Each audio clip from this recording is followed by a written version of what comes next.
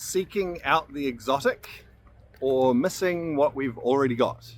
That is going to be the topic of this episode of Chi Life.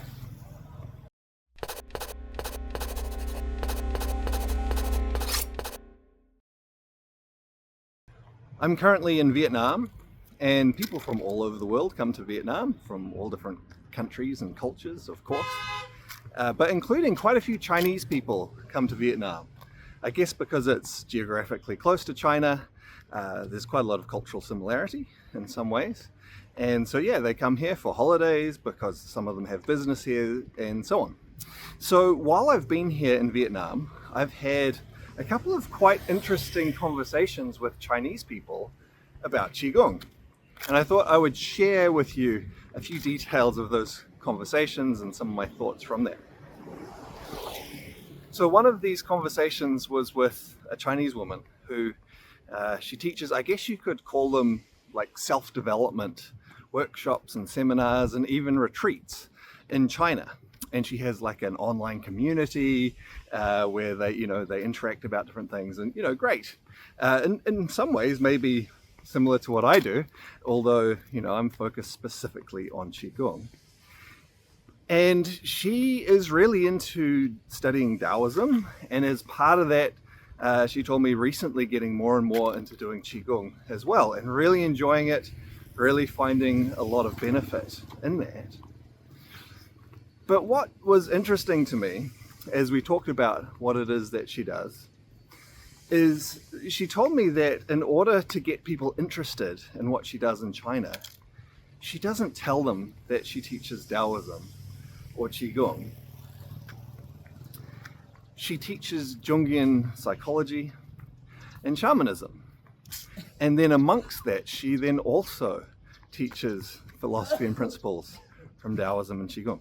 So the people in China, she finds, just aren't interested in learning about Taoism or Qigong. But if she takes this angle of something that's exotic to them, the Jungian psychology, something from the West, the shamanism. And now when I say shamanism, because of course China had a shamanic culture, if you go back, far enough ago, but it's not Chinese shamanism, it's shamanism from other parts of the world, like from South America and places like that.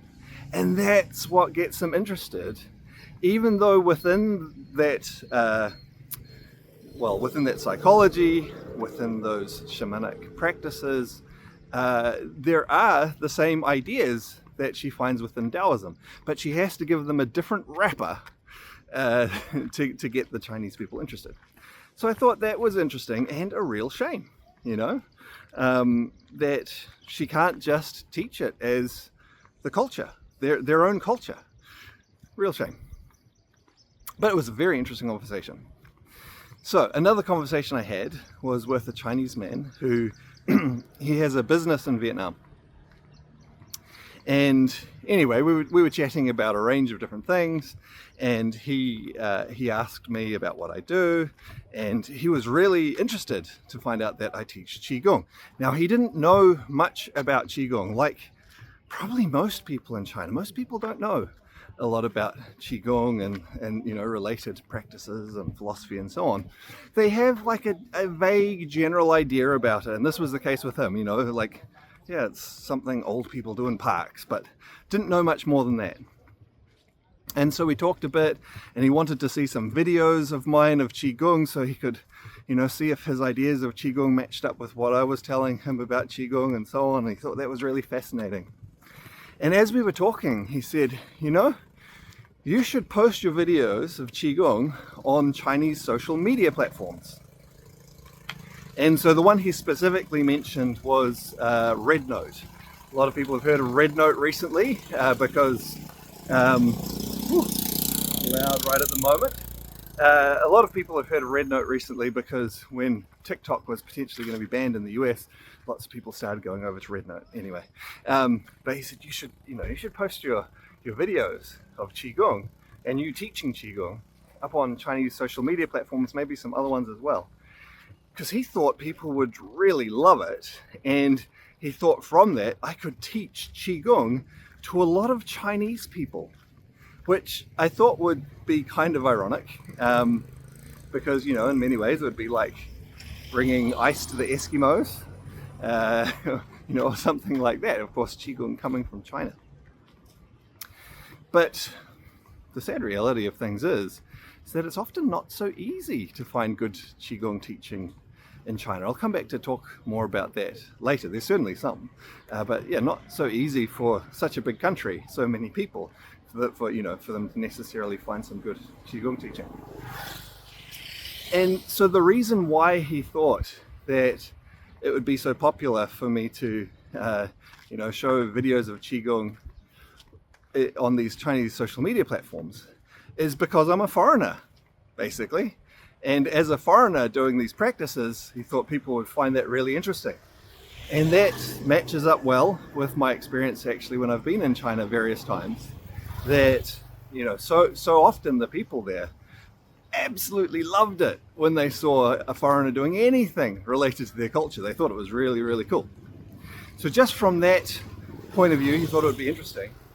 And then the other side of it is he thought that, particularly that if I taught in English, in the English language, that they would particularly find that really interesting and that would make them want to learn. And I thought, wow, that's ironic, that they would want to learn something from their own culture, but from someone who's foreign to that culture.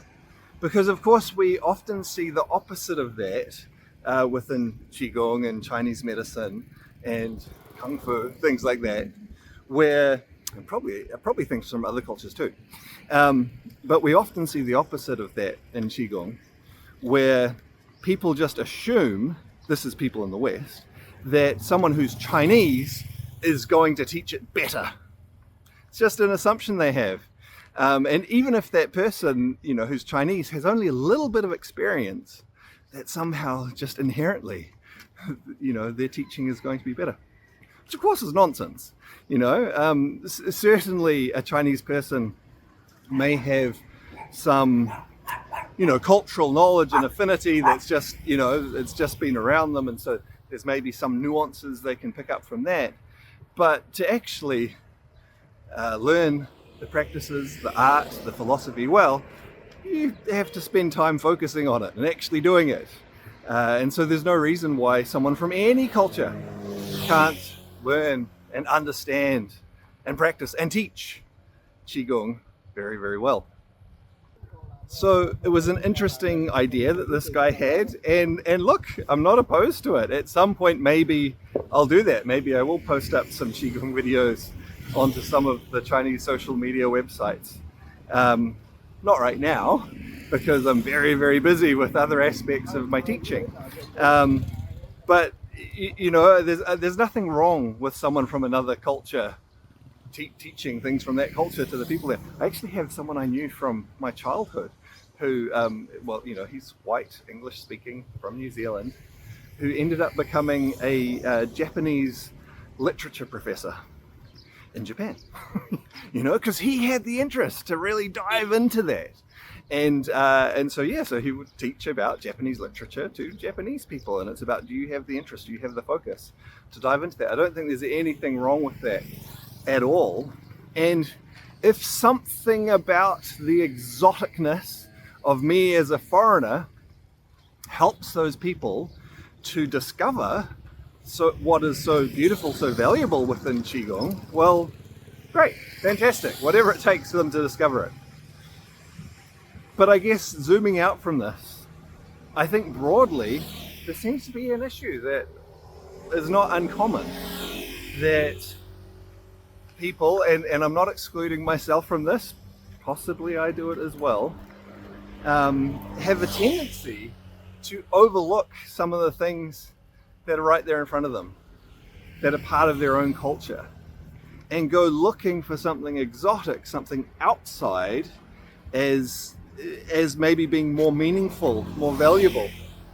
And I think that's a real shame. And I think, specifically Qigong and working with energy, working with our mind, our body, our breath, this is something that is actually universal to all cultures. This is something I talk about from time to time.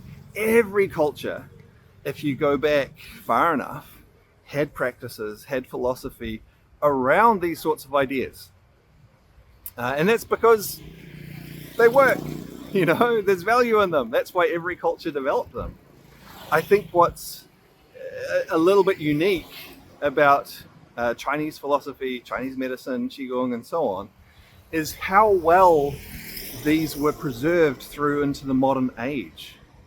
I think a lot of other cultures lost so much of the depth, of the beauty, of the value within them at an earlier stage as they moved into modernization. Whereas the Chinese culture managed to maintain a lot and transmit it through. Now, unfortunately, a lot of that has been lost within mainland China at this point, or if not lost, it's certainly not so common broadly within the population. But it has been passed through, to some degree, including to people outside of Chinese culture. And I think a big part of maybe why that occurred is it's not just the process of modernization, occurred earlier or later in different cultures, but it's also that these practices, this philosophy from within Chinese culture was maybe developed to a greater degree of refinement than it was within other cultures. And so as such, it became more systematized, and as part of that, more practically useful. And so that was part of what then contributed to its carrying through into the modern age more successfully than perhaps practices within other cultures. But I think it's a shame in general that we've lost so much of that knowledge from all of our cultures.